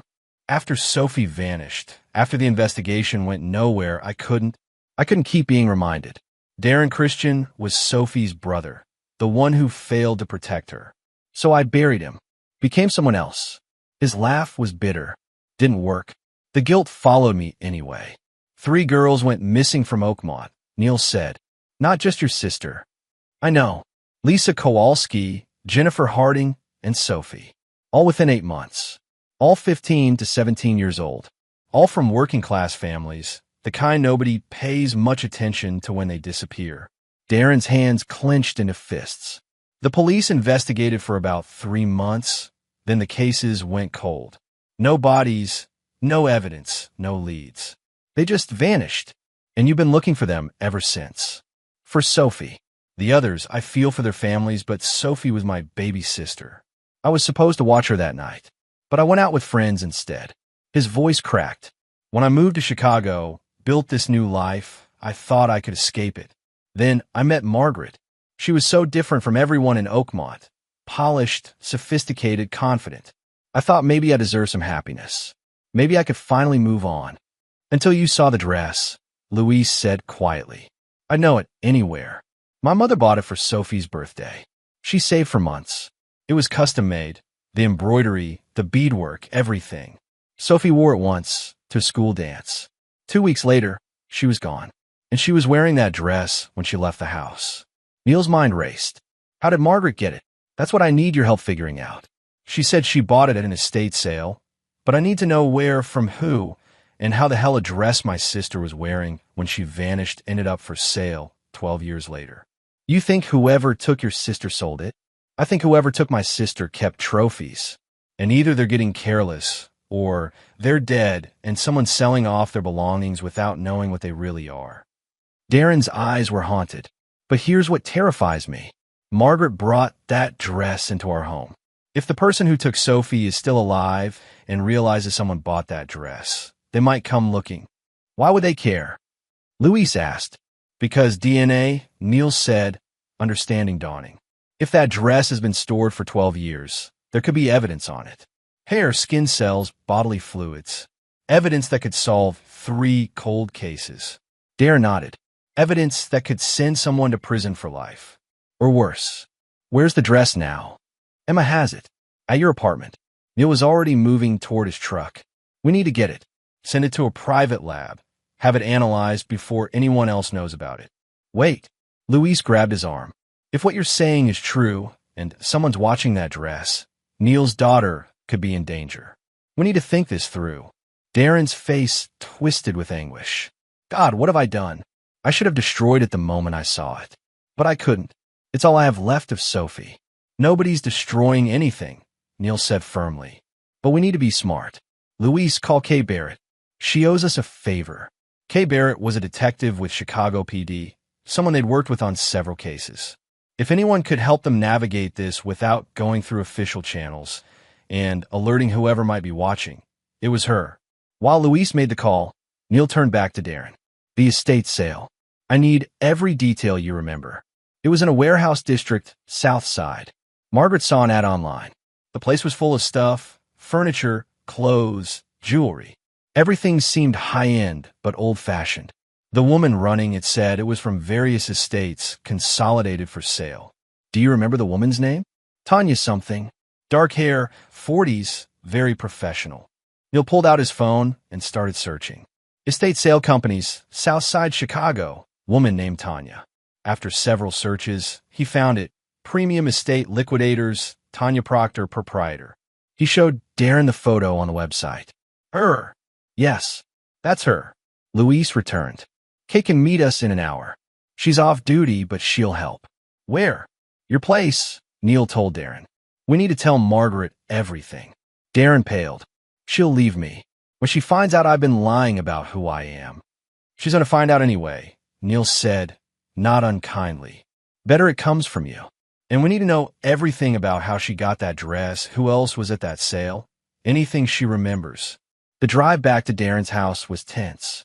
Margaret's Mercedes was still there, but now a black SUV with tinted windows sat across the street. Neil noticed it immediately, his instincts flaring. Is that SUV usually there? He asked Darren. Never seen it before. Circle the block, Neil told Louise, who was driving. Let's see if it follows. They drove around the neighborhood. The SUV didn't move. But when they parked 2 houses down and walked toward Darren's house, Neil caught movement in the SUV's front seat. Someone was watching. Go through the back, Neil murmured to Darren. We'll follow in a minute. Darren nodded and cut through a neighbor's yard. Neil and Louise waited, watching the SUV. When they finally approached the house from the front, the vehicle started its engine and drove away slowly. Louise caught the license plate. I'll run it. Inside, they found Margaret pacing the living room, fury radiating from her. Where the hell have you been? What's going on? Darren took a deep breath. Margaret, sit down. There's something I need to tell you. About who I really am. And about that dress. Chapter 5. Connecting the Pieces.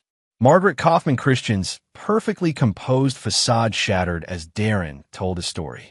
She listened in silence, her face cycling through disbelief, shock, and finally anger. You lied to me, she said when he finished. About everything. Your name, your past, your family. I know, Darren said miserably. I'm sorry. Sorry. Her voice rose. We've been married for 2 years. How could you? She stopped, horror dawning. Oh my God. I gave Emma a dress that belonged to your dead sister. Missing sister, Darren corrected gently. We never found a body. That's not better. Margaret stood, hands shaking. Some psycho kept your sister's dress for 12 years, and I bought it at an estate sale? Jesus Christ, Darren. We don't know for sure what happened, Neil interjected. That's what we're trying to figure out. No. Margaret spun toward him. What you're trying to figure out is whether I'm in danger. Whether Emma's in danger. Aren't you? Neil didn't answer. He didn't have to. The doorbell rang. Everyone froze. Through the window, Neil saw Detective Kay Barrett's unmarked sedan. He let her in. Kay was a woman in her late 40s, sharp-eyed and no-nonsense. She'd risen through the ranks of Chicago PD through sheer competence and had built a reputation for closing cold cases. She listened as Neil explained the situation, taking notes. I remember this case, she said when he finished. The Oakmont disappearances.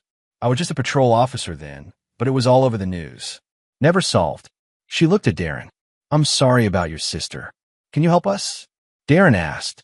Unofficially. If I open this through official channels, it'll alert a lot of people.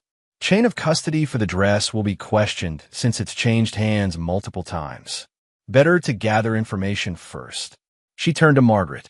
I need you to remember everything about that estate sale. What was sold, Who else was there? What this Tanya Proctor said to you? Margaret closed her eyes, thinking. It was 3 weeks ago. Saturday. Darren had a work thing nearby, and we had time to kill. I saw the ad on Facebook, Premium Estate Liquidators, designer clothing and accessories, 1 day only. The address was a warehouse. What else was for sale? Clothes mostly. Vintage stuff, but high quality. Shoes, purses, jewelry. Some furniture in the back. There were maybe a dozen other people browsing. Did anyone else look at the blue dress? I don't think so. It was in a box with other children's clothes, tucked away. I almost missed it. Margaret's face went pale. Oh God, there were other children's clothes. What if? Focus, Kay said firmly. Did you pay cash or card? Card. My credit card. Good. I can trace the payment to Tanya Proctor's company. Kay made note. What about security? Cameras? I don't remember seeing any. Did Tanya Proctor say anything about where the items came from? She said it was from various estates being liquidated. I asked about the dress specifically, if it was vintage. She said it was custom-made, part of a collection from a private estate in Cincinnati. Cincinnati. Kay looked at Darren. Your sister's dress, confirmed. But how did it get from Oakmont to a Chicago warehouse? Luis had been working on his laptop. Found the black SUV. It's registered to a company called Meridian Holdings. Looks like a shell corporation. Let me see. Kay studied the screen. I'll run this through our database. See if it pops up in any investigations. Neil's phone rang. Emma's name lit up the screen. His sister's number. Emma was calling from there. Hey, honey. Dad. Emma's voice was excited. Aunt Cara said I can show her my new dress. Can I try it on? Neil's blood ran cold. He'd left the dress at his apartment, forgotten in the chaos of the last 24 hours. But Emma must have brought it to his sister's house. Emma, where's Aunt Cara right now? Making lunch. What? Listen to me carefully. Do not try on that dress. Leave it where it is and come talk to Aunt Cara. But now, Emma. The urgency in his voice must have scared her. Okay, Dad. Neil heard the phone being passed. His sister Cara Solomon's voice came on. Neil? What's wrong? Where's the dress Emma brought? In the guest room. She wanted to show me. What's going on? Lock the doors. Don't let anyone in. I'm coming over right now. He ended the call and turned to Kay. The dress is at my sister's house with Emma. I need to get them both somewhere safe. I'll come with you, Kay said. We all will, Darren added. They took 2 cars. Neil drove like a demon through Chicago traffic, Luis beside him, while Kay followed with Darren and Margaret. Neil's mind raced through scenarios, each worse than the last. If someone was watching that dress, if they tracked it to his apartment and then to Cara's house. Cara lived in a quiet neighborhood, a small bungalow she'd bought after her divorce. Neil pulled up and immediately saw another black SUV parked 3 houses down. Same model, same tinted windows. Stay in the car, he told Luis. Like hell. They approached the house together. The front door was locked, as he'd instructed. Cara opened it. Emma clutched in her arms. Both looked frightened. What's happening? Cara demanded. I'll explain later. Where's the dress? Guest room, like I said. Neil moved through the house quickly, checking windows and exits. The dress lay on the guest bed, still in its garment bag. He picked it up carefully, fighting the urge to examine it too closely. Evidence. This was evidence. Kay arrived with the others. She produced an evidence bag from her car, always prepared, and Neil carefully placed the dress inside. We need to get it to a private lab, Kay said. I know someone who can analyze it discreetly. What about Emma? Cara asked. Is she in danger? Neil knelt in front of his daughter. Emma, honey, I need you to answer some questions. Did anyone come by while you had the dress? Anyone knock on the door or call? Emma shook her head. No, Dad. You're scaring me. I know, baby. I'm sorry. He hugged her tightly. You're going to stay with Aunt Cara for a few more days, okay? And I'm going to have Uncle Luis stay here too, just to make sure everything's safe. Why wouldn't it be safe? Neil exchanged glances with Luis, who nodded grimly. He'd stay. He'd keep them safe. As they prepared to leave with the dress, Margaret pulled Neil aside. This is my fault. I bought it. I gave it to her. You didn't know. I should have asked more questions. Where it came from, why it was being sold. Her eyes were red. If anything happens to Emma, nothing's going to happen to her, Neil said firmly. I promise you that. But as they drove away, the black SUV pulling into traffic behind them, Neil wondered if that was a promise he could keep. Chapter 6. The Warehouse. Kay Barrett's contact was a forensic specialist named Ollie Mayo, a former FBI lab tech who'd gone private after retirement. His lab was in a nondescript building near the university, crammed with equipment that probably cost more than Neil's truck. "Give me 3 days," Ollie said after examining the dress. "If there's DNA, I'll find it. If there are any other biological markers, blood, saliva, anything, I'll identify them. Can you also tell us anything about the dress itself?" Neil asked. "Where it was made? Any identifying marks?" "I'll do a full analysis. Fabric, thread, stitching patterns. If it was custom-made, there might be a tailor's mark." They left the dress in Ollie's capable hands. In the parking lot, the black SUV was nowhere to be seen, but Neil's instincts told him they were still being watched. "We need to go after Tanya Proctor," he said. "Find out exactly where she got this dress." "I'll get a warrant for her records," Case said. "That'll take too long, and it'll tip her off that we're investigating." Neil looked at Darren. "You said the estate sale was at a warehouse. Do you remember the address?" Darren pulled it up on his phone. "South Archer Street. But it's probably empty now. The sale was weeks ago. Let's find out." Kay frowned. "Neil, if you're planning what I think you're planning, then don't come with us. We're just going to look around. Breaking and entering is still illegal." "Who said anything about breaking? Maybe the door will be unlocked." Kay sighed. "I can't be part of this." "But," she handed him a small device. "This is a GPS tracker. Stick it to your belt. If something happens, I'll know where you are." As Kay drove away, Louise turned to Neil. "You sure about this?" "No, but we're running out of time. Whoever's watching that dress knows we have it. They're going to make a move soon." The warehouse district was industrial and rundown, the kind of place businesses went to die. South Archer Street was lined with abandoned buildings and chain-link fences.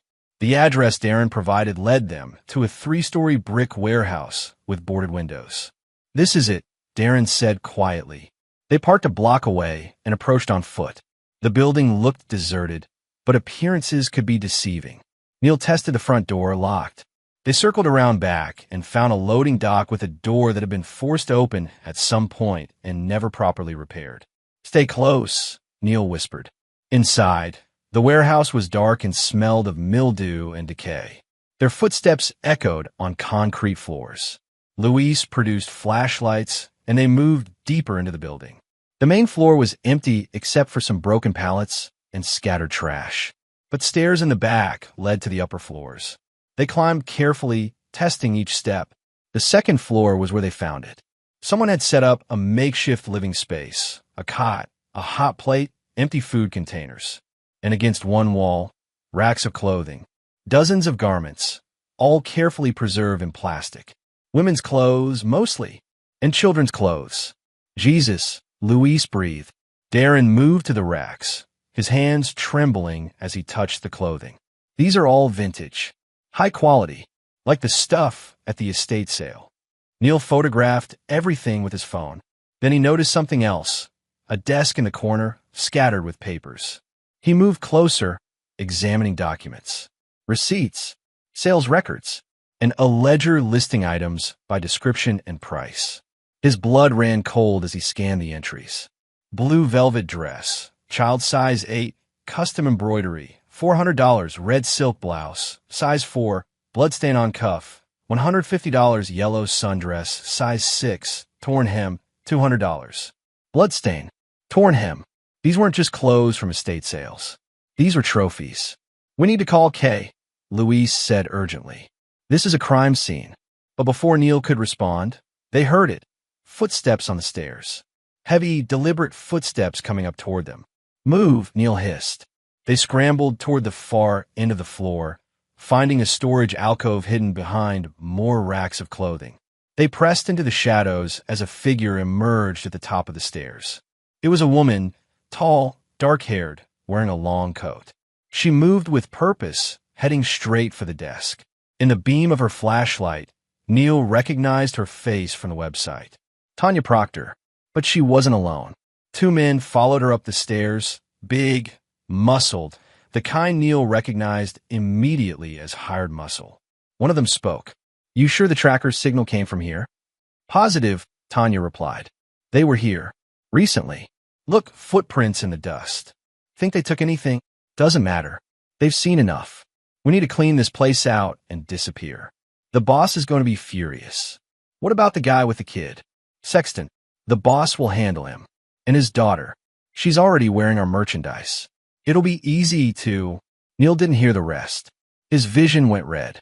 They were talking about Emma. About hurting Emma. He stepped out of the shadows, his hand going to the gun at his waist. "Don't move." Tanya spun, startled. The two men reached for their weapons, but Luis emerged from the other side, his own gun raised. "Nobody has to get hurt," Neil said, his voice deadly calm. "You're going to tell me everything. Who you work for, how you got that dress, and why you're threatening my daughter." Tanya's surprise faded, replaced by cold calculation. "You have no idea what you've stumbled into, Mr. Sexton." "Then explain it to me." "I can't. But I'll give you some advice. Take your daughter and run. Get as far from Chicago as you can. Because the people I work for don't leave loose ends." "Who are they?" She smiled, but there was no humor in it. "You'll find out soon enough. And by then, it'll be too late." One of the men moved. Luis fired a warning shot into the ceiling. The sound was deafening in the enclosed space. "Next one goes through your knee," Luis said coldly. All right. Tanya raised her hands. "What do you want to know?" "Start with the dress. The blue one with silver embroidery. Where did you get it?" "From a client. Someone who collects things." "Collects what?" "Clothes. Memories. Souvenirs. From his work." "His work killing teenage girls?" Tanya's smile widened. "I never said that." Darren emerged from the shadows, his face twisted with anguish. "Where's my sister? Where's Sophie?" Tanya looked at him with something like pity. "Gone. They're all gone. Has been for years." "I'm sorry." "Sorry." Darren lunged forward, but Neil caught him. "Where are the bodies?" Neil demanded. "I don't know. I just liquidate the assets. What the client does with the rest." She shrugged. "Not my concern. Who is he? Give me a name." "I can't." Neil stepped closer, his gun steady. "You have 5 seconds to start talking, or I let Darren here do whatever he wants to you. And I don't think you'll enjoy that."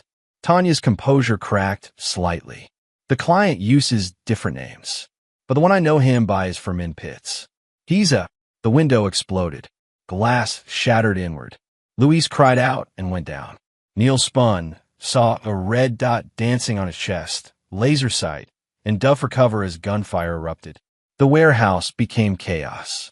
Tanya and her men scrambled for the stairs. Neil crawled to Luis, who was clutching his shoulder, blood seeping through his fingers. "I'm okay," Luis grunted. "Get her." But Tanya and her men were already gone, thundering down the stairs. Neil heard vehicles starting outside, tires squealing. He called Kay, his hands shaking. "Officer down. Send ambulance to South Archer Street." Shots fired. More sirens. More chaos. As paramedics loaded Luis into an ambulance, Kay arrived, her face grim. "You better have something," she said. Neil did. He had a name. Fermin Pitts. And he had a mission. Stop him before he got to Emma. Chapter 7. The Hunt. Luis survived, but the bullet had shattered his collarbone. As he lay in the hospital, drifting in and out on painkillers, he grabbed Neil's arm with surprising strength. "Get that bastard," he whispered. "For Emma. For Sophie. For all of them." Neil intended to. Kate Barrett ran the name Fermin Pitts through every database she could access.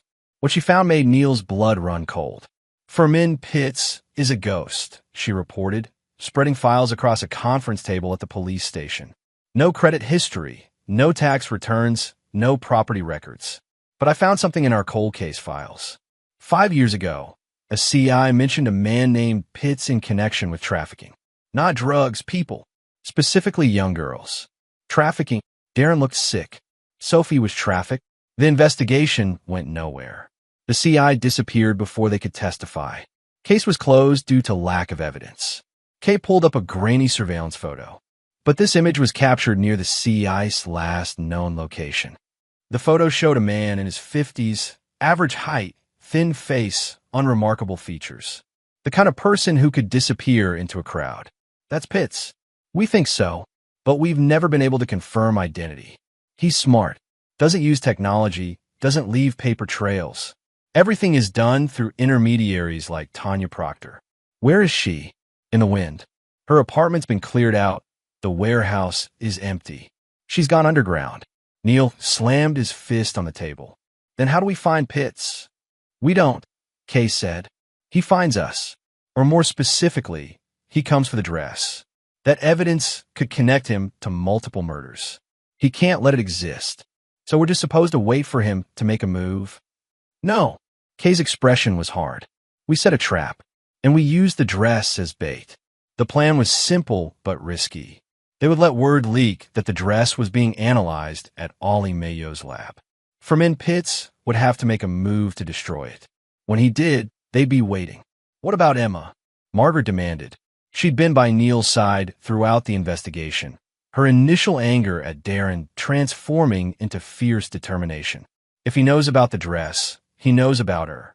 Emma's safe with Kara and police protection, Kay assured her. We've moved them to a safe house.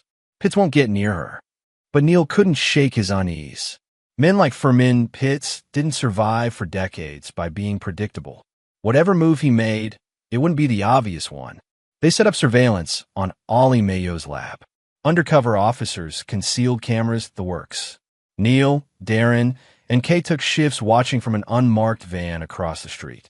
2 days passed. Nothing. Maybe he's not taking the bait, Darren said on the third night. He looked haggard, surviving on coffee and rage. He'll come, Neil said. He has to. But as the words left his mouth, his phone rang. The safe house. Mr. Sexton. The officer sounded panicked. We have a situation. Your sister and daughter, they're gone. Neil's world tilted. What do you mean gone? They went out for a walk in the secure neighborhood, like they have every day. But they didn't come back. We found Officer Brennan unconscious. Someone hit him from behind. Neil was already running for his truck, Kay and Darren close behind. How long? 20 minutes. We have units searching the area. He has them, Neil said, his voice hollow. Pitts has Emma and Kara. His phone buzzed with a text from an unknown number. A photo loaded. Emma and Kara, tied to chairs in a dim room, both crying. And a message. You have something I want. I have something you want. Make the trade, and everyone lives. Try anything clever, and I'll do to your daughter what I did to Sophie Christian. Below that, an address. And a time, midnight tonight. 3 hours away. Darren made a strangled sound, reading over Neil's shoulder. Kay grabbed the phone, studying the image. I can trace this, she said. Give me time. We don't have time, Neil said. He wants the dress. We get it to him. Neil, it's evidence. If we hand it over, I don't care about evidence. I care about getting Emma back alive. Neil started the engine. Tell your officers to back off. This is between me and Pitts now. Kay grabbed his arm. Don't be stupid. Let me set up a tactical team. He'll see them coming. He's too smart. Neil's voice broke. Please, Kay.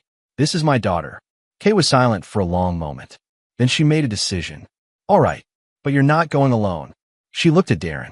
Can you shoot? Not well. Doesn't matter. You just need to look threatening. She pulled out her backup piece, a compact 9mm, and handed it to him. Stay behind Neil. Follow his lead. And for God's sake, don't shoot unless you absolutely have to. The address Pitts had sent was an abandoned meatpacking plant on the south side, a sprawling complex of rusted metal and broken windows. The perfect place for an ambush. They arrived with 20 minutes to spare. Neil retrieved the evidence bag containing the dress from Kay's trunk. His hands were steady, but inside he was screaming. If Pitts hurt Emma, if he laid one finger on her, I'm getting my sister back tonight, Darren said quietly. One way or another. Neil looked at him. Your sister's dead, Darren. Pitts as much as admitted it. I know, but I'm getting her justice. That's close enough. They entered through a side door, weapons drawn. The interior was dark and cavernous, lit only by moonlight filtering through broken skylights. Their footsteps echoed on blood-stained concrete. Mr. Sexton. The voice came from everywhere and nowhere, echoing off metal walls. So good of you to come. Neil moved toward the voice, scanning shadows. I'm here. Let them go. In time. First, the dress. First, I see my daughter. I see Kara.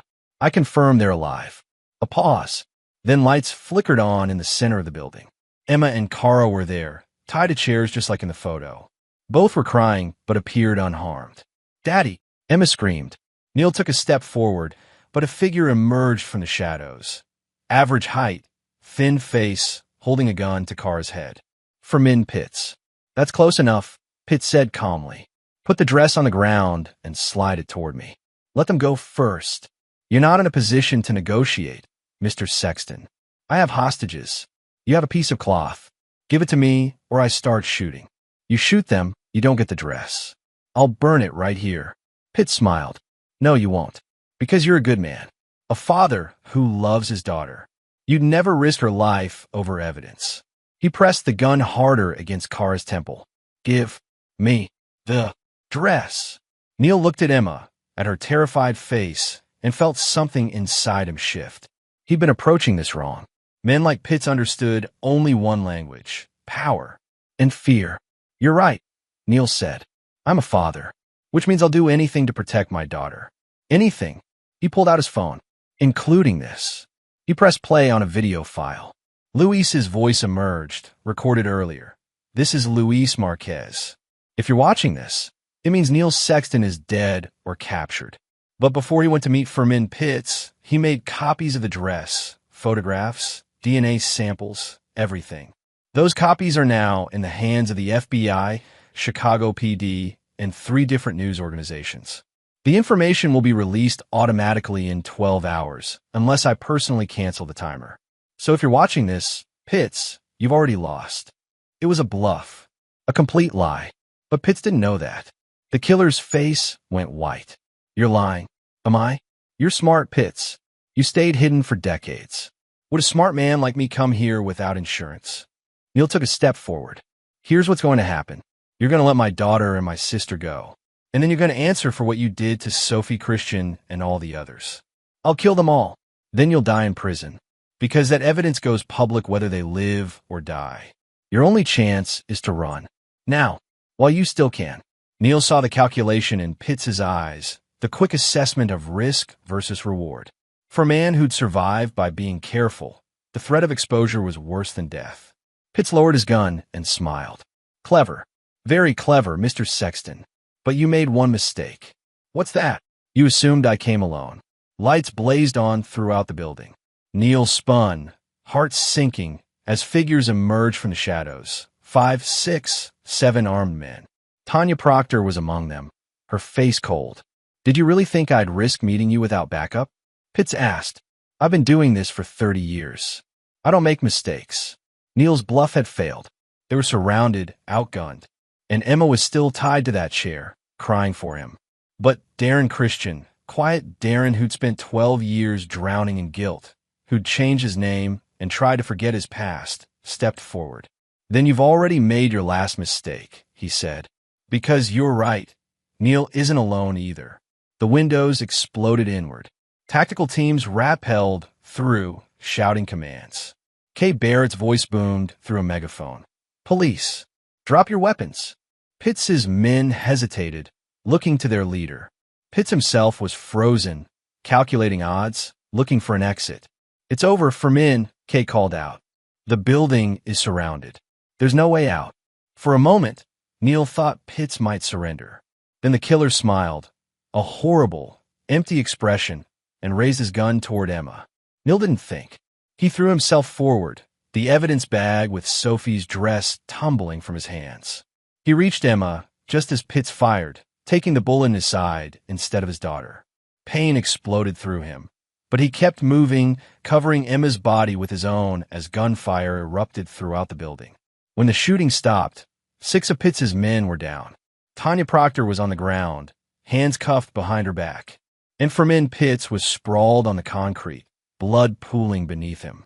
Darren Christian stood over him, the backup piece still raised, tears streaming down his face. "That was for Sophie," Darren whispered. Chapter 8, Recovery. Neil woke in a hospital bed, his sides screaming with pain. Emma was curled up beside him, sleeping, her small hand gripping his. Kara sat in a chair nearby, battered but alive. "Hey," Louise said from the doorway. His arm was in a sling, but he was grinning. "You look like hell. Feel worse." Neil's voice was rough. "What happened?" "You took a bullet meant for your daughter, then passed out like a drama queen while the rest of us cleaned up." Louise's grin faded. "Pitts is dead. Darren shot him. Self-defense. Kay's testimony confirms it. The other men are in custody." Tanya, singing like a canary. She's giving up names, locations, everything. Turns out Pitts had a whole network. He'd been trafficking girls for 3 decades, keeping some, selling others. The ones he kept, well, the dress was just one trophy among many. Neil felt sick. "Sophie, we found remains at a property Pitts owned in Indiana. 11 sets of remains so far. Forensics is still processing, but..." Louise's voice was gentle. "Sophie's probably among them. Darren will finally be able to bring his sister home." Emma stirred, opening her eyes. "Daddy, I'm here, baby. I'm here." She burst into tears, and Neil held her, ignoring the pain in his side. Nothing mattered except this moment, his daughter safe in his arms. Over the next few days, the story emerged in pieces. Fermin Pitts had been a predator for most of his adult life, targeting vulnerable girls from working-class families. He'd used legitimate businesses as fronts, including premium estate liquidators, run by Tanya Proctor. When his victims died from abuse, neglect, or deliberate murder, he'd kept their belongings as trophies. Eventually, he'd started selling some items through estate sales, never imagining anyone would recognize them. The blue dress had been a mistake, his first in years, and it had brought his empire crashing down. Kate Barrett led the investigation, connecting Pitts to 17 missing girls across 3 states. More victims were likely, but those 17 were confirmed. Their families would finally have closure. Darren Christian became a shell of himself after shooting Pitts. Neil visited him in the psychiatric ward where he'd been admitted for observation. "I killed a man," Darren said quietly, staring at his hands. "I've thought about it for 12 years. What I'd do if I found the person who took Sophie. I imagined all kinds of revenge. But when the moment came, when I actually pulled that trigger, I felt nothing. Just empty." "You saved my daughter's life," Neil said. "Emma's alive because of you. Is that supposed to make me feel better?" "No, but it's the truth." Neil sat beside him. "Margaret's worried about you. She wants to help. I lied to her about everything, and she forgave you. She's waiting outside right now. Let her in, Darren." After a long moment, Darren nodded. Neil's own recovery was slower. The bullet had missed major organs, but cracked a rib and done significant muscle damage. He needed months of physical therapy, but he'd take months of pain over 1 second of Emma being hurt. Emma herself was seeing a child psychologist, working through the trauma of being kidnapped. She had nightmares, cried at random moments, clung to Neil constantly. But she was resilient. Kids were.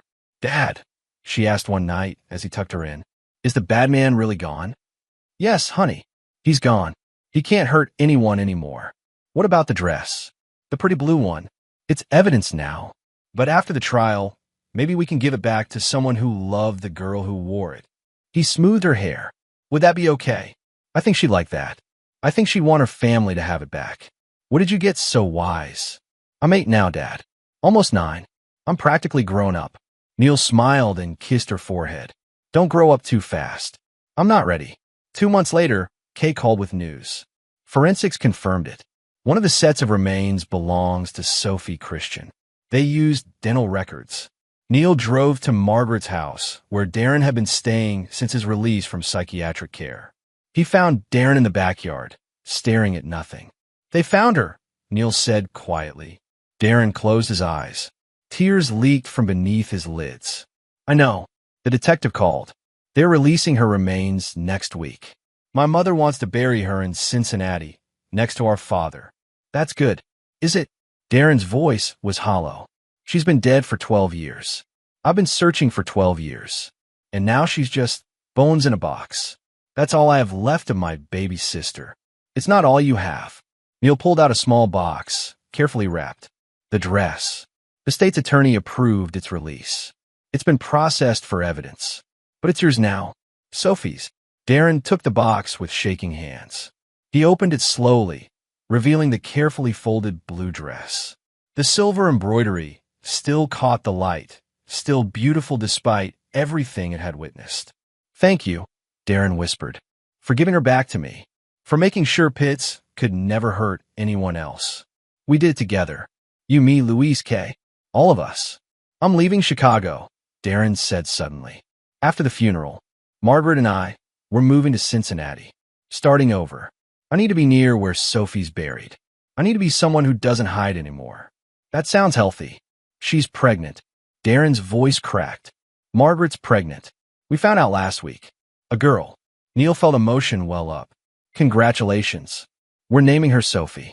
Sophie Christian Kaufman." Darren looked at Neil. "I want you to be her godfather. You and Emma. I want Sophie's legacy to be about the people who loved her, who fought for her, not the monster who took her. I'd be honored." Chapter 9, New Beginnings. 6 months later, Neil stood in a Cincinnati cemetery, Emma's hand in his, as they laid flowers on Sophie Christian's grave.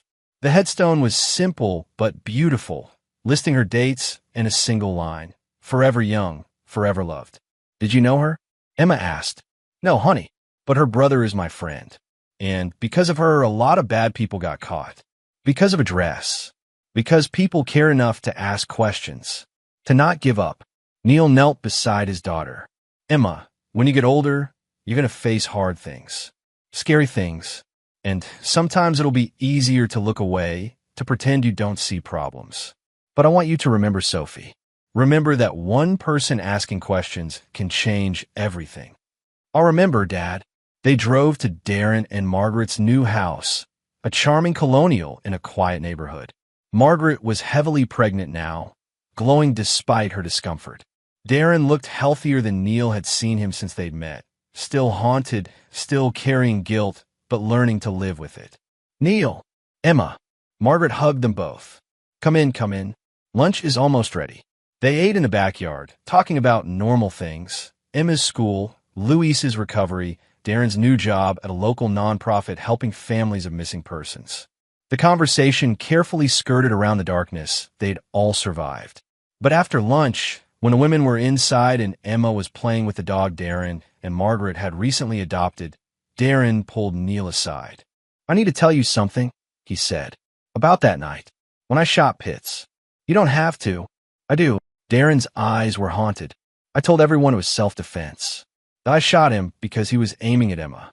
And that's true. But that's not the whole truth." Neil waited. "I aimed for his chest. Center mass, like Kay taught me.